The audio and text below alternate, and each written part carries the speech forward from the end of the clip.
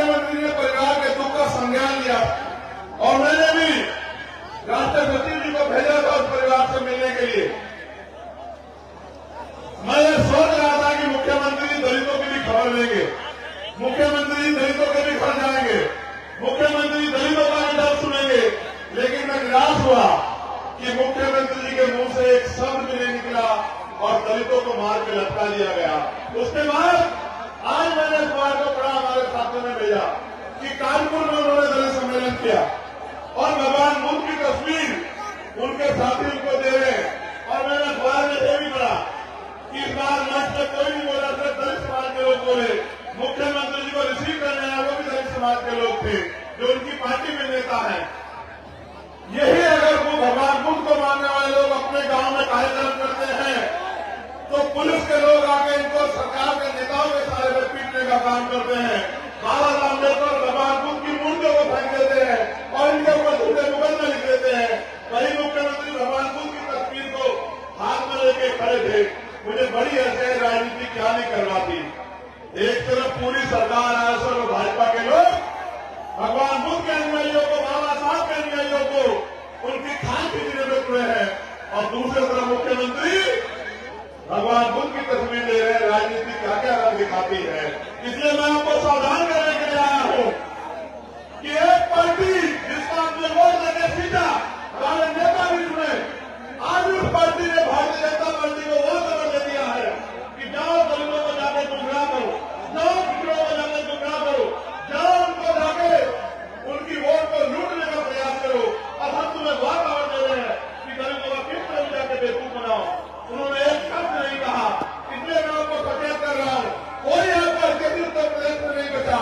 अगर उत्तर प्रदेश में दलित पिछड़े और मुसलमान और जैन सिख वोटों का कोई हितैषी है तो वो भीम आर्मी है और आजाद समाज पार्टी ये बताने के लिए मैं आपको आश्वस्त करना चाहता हूं। मेरे साथियों को भी मैं कहना चाहता हूं, हमारी महिला नेता है कि मैंने पीछे मुड़ के देखा बैठी, मैं पुलिस के साथियों का धन्यवाद दूंगा कि वो इतने लंबे समय तक टिके हुए। मुझे निराश हुआ, मैंने जिलाधिकारी से कहा था कि मुझे हेलीकॉप्टर की परमिशन दे दो, मेरी मजबूरी है, इमरजेंसी का प्रोग्राम है, मेरे लोग मेरा इंतजार करेंगे। लेकिन मैं समझता हूं कि अभी हम लोग कमजोर, और मैं ये भी समझता हूं कि अगर लोकतंत्र में शोषण उसी के ऊपर होगा जिसके पास राजनीतिक ताकत नहीं होगी। शोषण हमेशा कमजोर में होता है, कभी ताकत में नहीं होता। आज चाहे हमारे कर्मचारी हो, अधिकारी हो, तमाम लोग परेशान है। शोषण कमजोर में होता है, शोषण कमजोर हम अपनी वजह से है। ये लोकतंत्र है, यहाँ जिसका वोट होगा उसका राज होगा। वोट हमारे पास है लेकिन वोट संगठित नहीं है।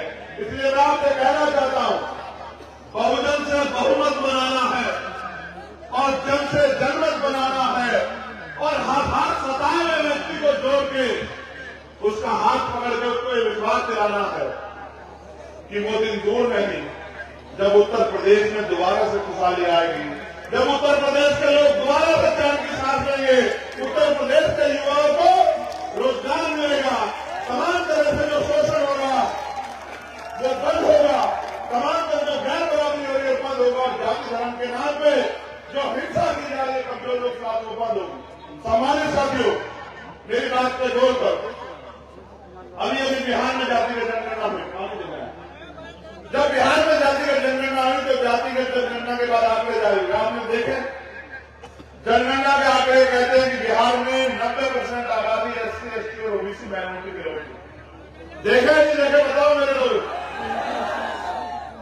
मैंने एक सवाल पूछा कि जब 90% आबादी दलित, पिछड़े, आदिवासी और मुसलमानों की है, जैन सिख बौद्धों की है, तो जब इस देश में वोट करना किस तरह तुम्हारा अपना नेता बता के उन्होंने लूट के काम किया। जब इस देश में आर्थिक आधार पर आरक्षण आया 10%, तो वही नेता जो आपकी वोट देकर ताकत बने उन्होंने क्या कहा कि हमको चाहते थे कि 20% आरक्षण मिलना चाहिए, जिनकी आवाज